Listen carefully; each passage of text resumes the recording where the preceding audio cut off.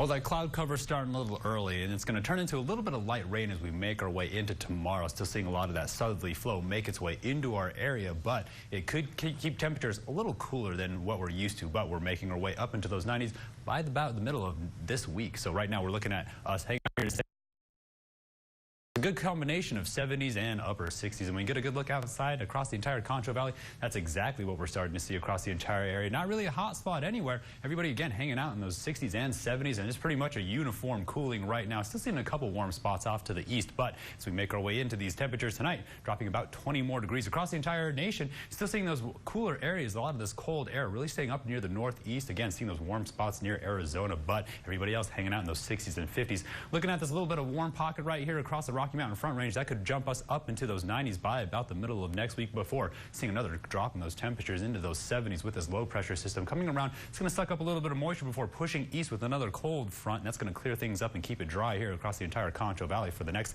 couple days, well into this weekend. Right now we're going to watch as a little bit of moisture makes its way up into our area and then pushes off east with a lot of that cold front. That again, that little bit of warm pocket going to be enough moisture to see a little bit of rain by tomorrow, but quickly clearing out, making those conditions a lot better for that solar eclipse by this weekend. Right now, really quiet across the nation. Looking at the severe weather outlook, watching that cold front continue to push off, but as it wraps around and pushes more cold air off to the west, we're looking at it smash into another low pressure system making its way in off the west coast. That's going to be our next opportunity to see those temperatures drop again. Still dealing with a little bit of that stationary boundary as we continue to watch that westerly southerly flow make its way across the entire Concho Valley. That's where we're starting to see a lot of that cloud cover. Now, this cloud cover is going to increase as we make our way in overnight. By tomorrow, we're going to watch it come up from the south. Again, giving us an opportunity by about late afternoon, if not early evening, to see a lot of those rain showers push in through the area before clearing out by Wednesday. And again, we're going to see that on-off cloud cover as we start to see those diurnal effects settle in. A lot of daytime heating, nighttime cooling, causing a little bit of on-off cloud cover before cooling off significantly by the time we make it to this weekend. So tonight, dropping again down about 20 more degrees into those